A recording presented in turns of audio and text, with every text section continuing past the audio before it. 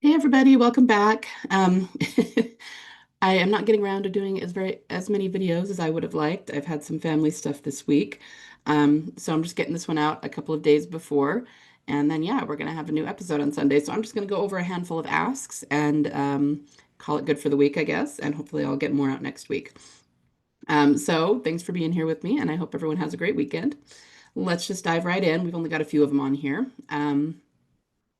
Why do you think they gave Carol a light brown eye in the opening credits painting of her? She has very bright blue eyes, so it feels like it's intentional to have her one eye be the wrong color.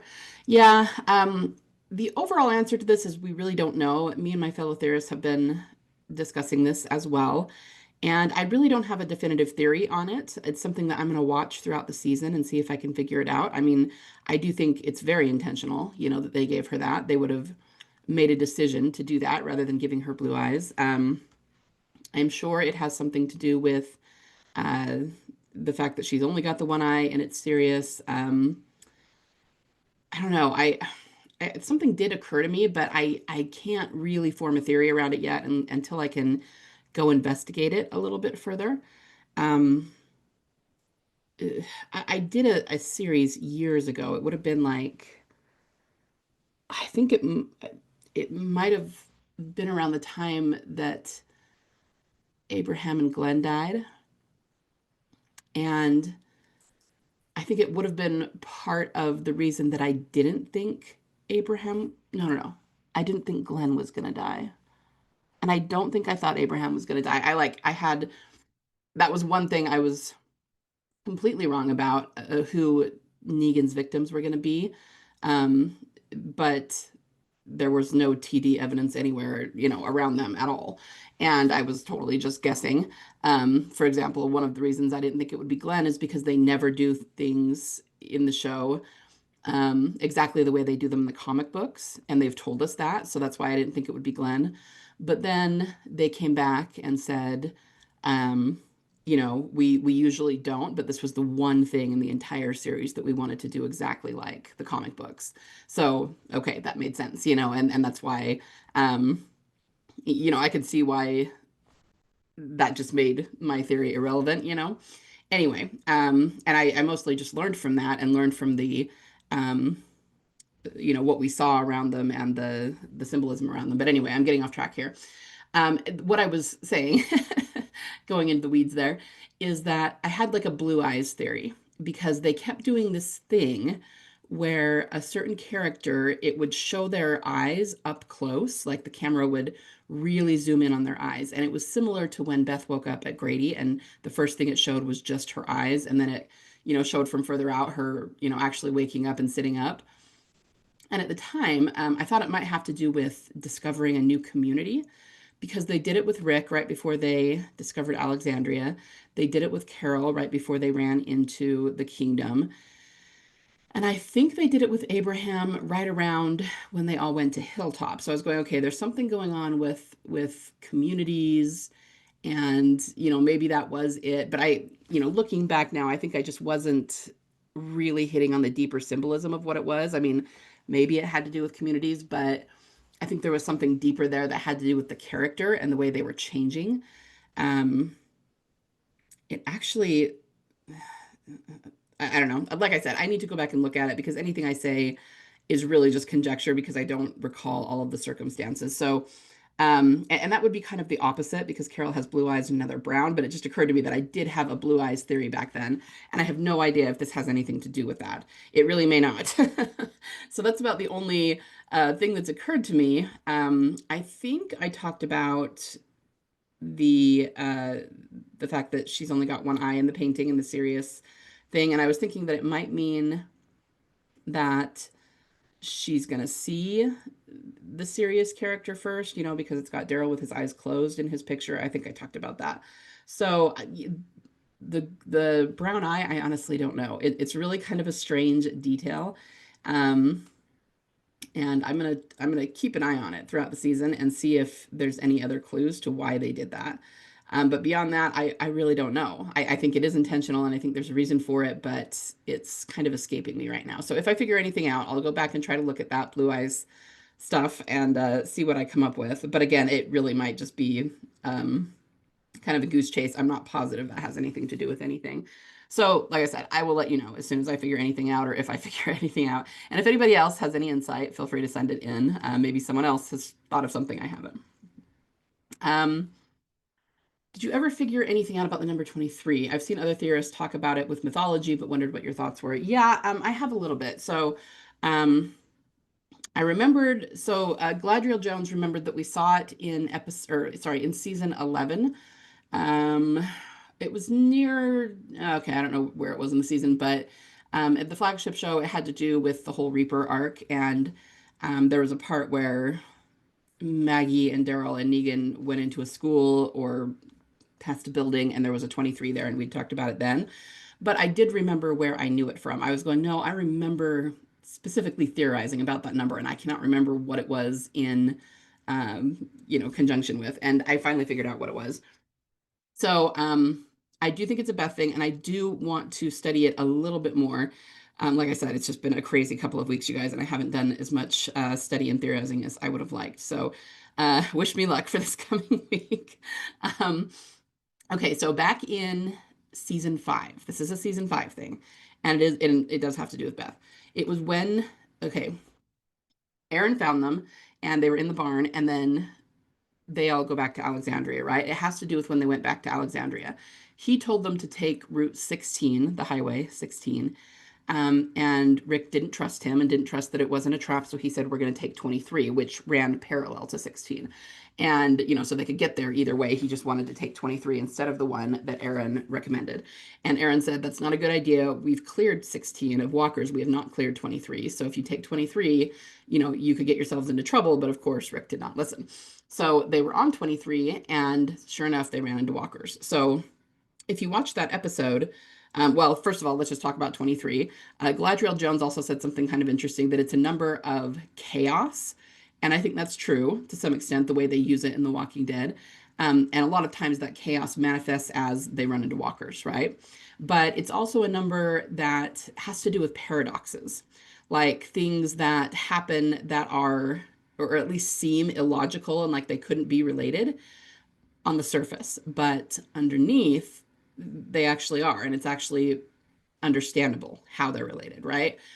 Um, so they made a film some time ago called The Number 23 that operates on this basis, and if you look it up, feel free to look it up, Wikipedia, Google it, ask AI, it can give you all the theories. But I really think that this is a theme that the writers go with a lot. Um, if anybody watched Tales of the Walking Dead or kept up with me then, there was a whole episode, the one with Parker Posey, that we really liked, that was all about, they called it morphic resonance, which is just a different word for it. And me and my fellow theorists talked about that for a long time. We just thought it was a really interesting concept. And it's just like the way that things connect and work together, even though it doesn't seem logically like they should on the surface. And so it's kind of a similar thing to the number 23. Anyway, but the point is, that episode, which is 511, I think it's called The Distance, is the one where I remember seeing that number. So I went back and watched just that sequence when they're heading back on Route 23, and the camera very clearly shows that they are on Route 23. So we have this whole thing where it is Aaron and Rick, Michonne, and Glenn, I believe, all in a car. They hit some walkers, and then it gets to the point where they can't start the car. But they get separated from the other vehicle, which has everybody else in it. So then we just see it from their point of view. They're running around. They're trying to figure out, they had to get out of the car. Um, they're killing walkers. And I totally remembered that there was an episode where they have this one super cool walker kill where Rick shoots one of the walkers with a flare gun. And so then it's like on fire, and it was like obligatory, awesome walker kill of the week. But what I didn't realize is that he actually hits it right in the eye with the flare gun. So we have a burning eye on a walker. You guys, that is a clear, very clear, serious symbol. Um, then what happens is a flare goes up in the distance by a water tower, and Aaron kind of freaks out and starts running toward it, and it's because he knows his boyfriend is there, and he's afraid that he's hurt, which he was, but not badly. And then they all kind of make their way there, and everybody reunites, right? I kind of need to nail down a little bit more about that scene and the actual sequence and what it's telling us. in terms of how things are going to play out in the show, but I can tell it's a serious sequence. There is so much symbolism in that sequence. There's the red of the car, there's the walkers surrounding the car, there's the water tower, there's the flare, there's the fire in the walker's eye. I mean, all of it. So, and I'm not saying 23 has only to do with Beth. I think it has to do, it can be used for any sequence that gets really crazy like that. But it's also not a coincidence that we saw it there, and that was not very long after Grady, only 2 or 3 episodes. And then we saw it here. We saw it in episode 1 of the season, Daryl Dixon season 3.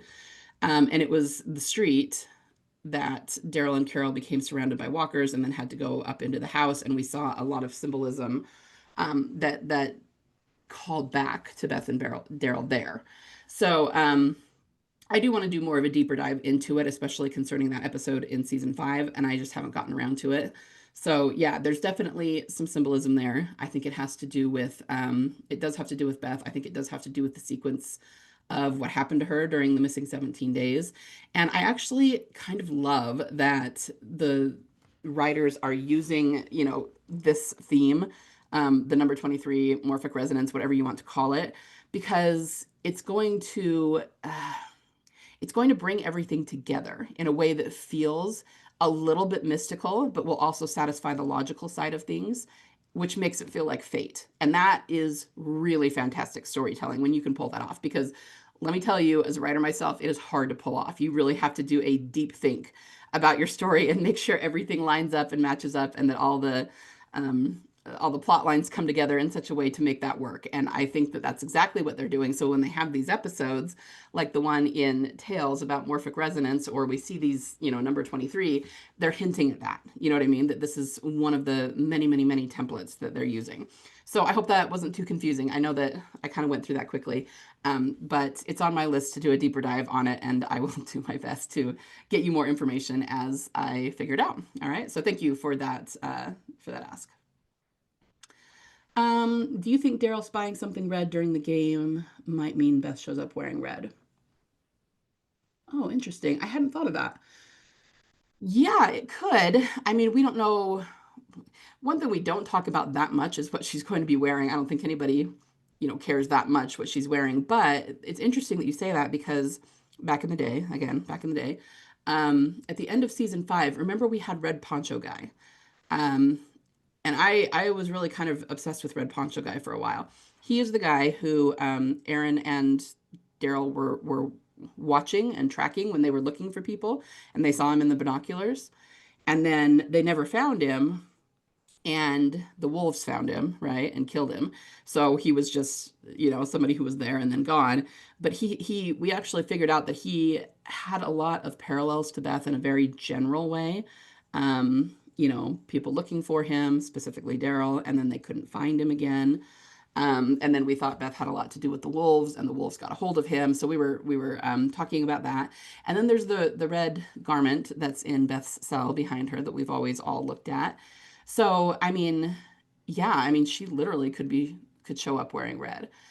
We've also talked about Daryl's poncho a lot. I've always had a a bit of a headcanon about Daryl's poncho, and I think I've mentioned it before, especially if Beth goes to Terminus, I can see her maybe getting a hold of that. And she might even have it thinking it was evidence that Daryl and everybody else had died at Terminus, We don't really know, but the poncho's kind of red. I mean, not as red as, it's not as like wagon red as some of the others. It's more of an orangey red, and it's got other colors in it. But anyway, between the fact that Red Poncho Guy, it was a poncho, and Daryl's poncho, and the red, whatever it was in Beth's cell, that might have been a poncho or a coat or whatever it was.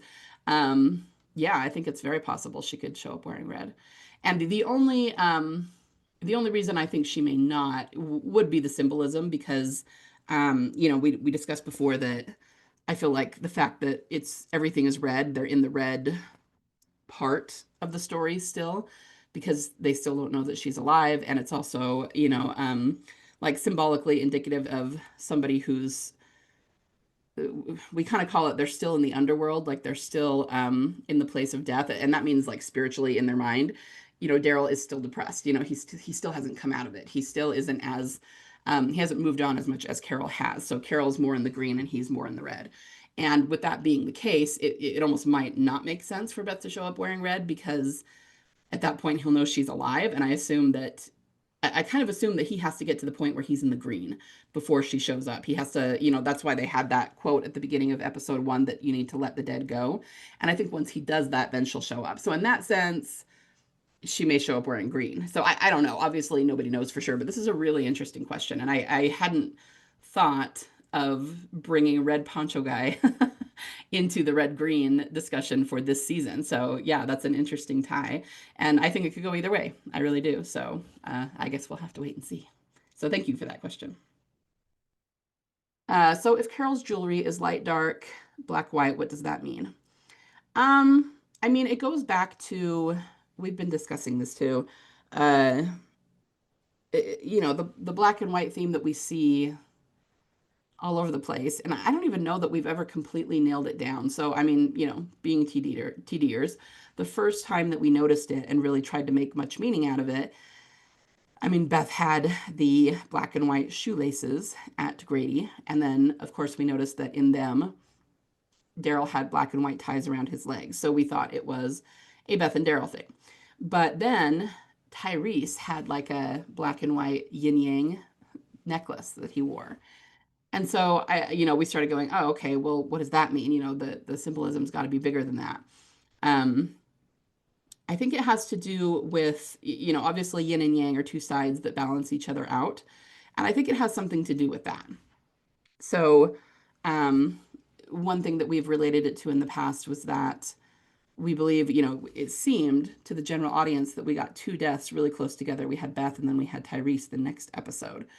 But of course, we don't believe that Beth died. So it's almost like there were two of them, but one lived and one died. You see what I mean? How there was like almost like needed to be something to balance out the sacrifice in a symbolic way. Or like Tyrese needed to die so that Beth could live. And again, it's not that those two things are related physically or in the 3D, but just, in terms of the symbolism. So if Carol is doing this, if this is happening with Carol, like she's got the light and dark, I mean, I think it could mean just about anything. She's also got the serious eye, which, I know that people have suggested she might die. Um, I'm not really convinced of that, but I mean, she kind of is balancing Daryl out right now because she's more in the positive where he's more in the negative. So it may have to do with that, but it also may have to do with something like, a sacrifice or a death fake out or something they have coming. I don't know, but I don't know what this means for her in the plot, but it is part of the symbolism. And I think it means that, we're gonna see her be involved in it. But the thing is, she already was involved with it too. Back in season 5, she was part of Grady. So, I mean, in terms of Daryl and Team Family, it seemed that, we had two people who were prisoners at Grady, Carol and Beth, and only one of them came out. So that could also be part of the yin and yang, which, her having this could also show that we're going to see Beth again soon. We're going to see the other part of that balance. So, I mean, it could be so many things, and we don't know exactly what they're doing with it or how they're using it. So, once again, just it's one of the, you guys were still in the early part of the season, we're just going into episode 3.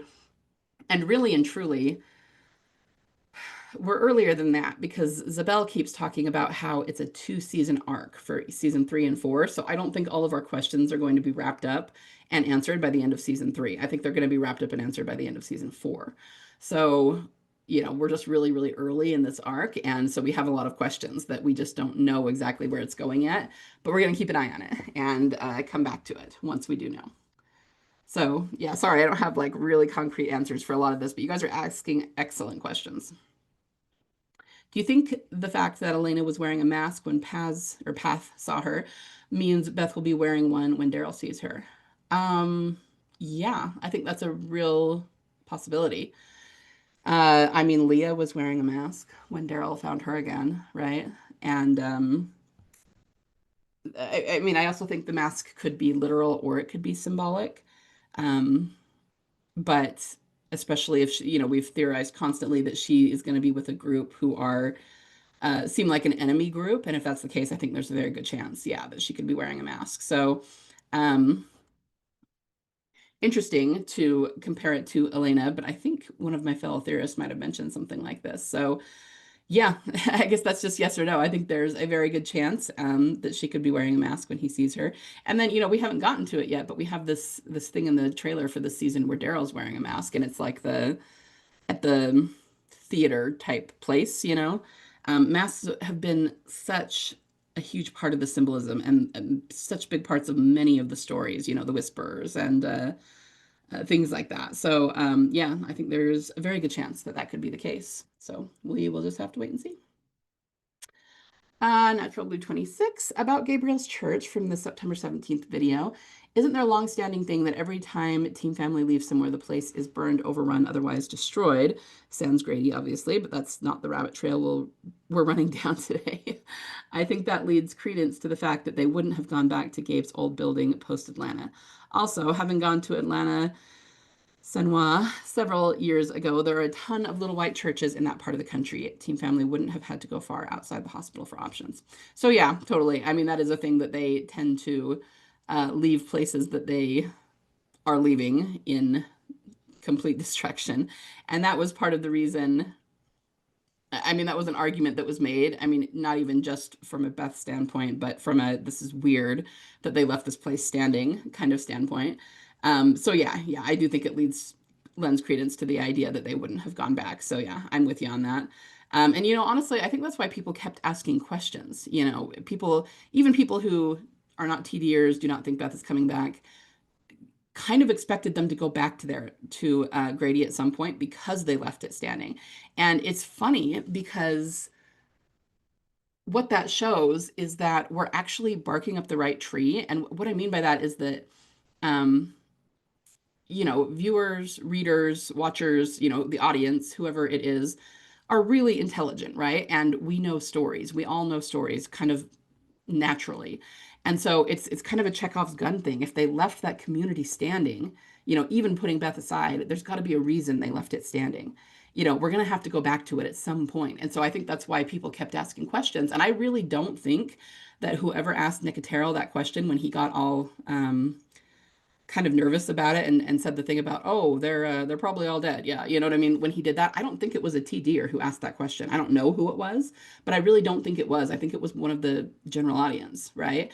And it's because people are thinking that there are things they put into the story that have been left open and that need to be addressed.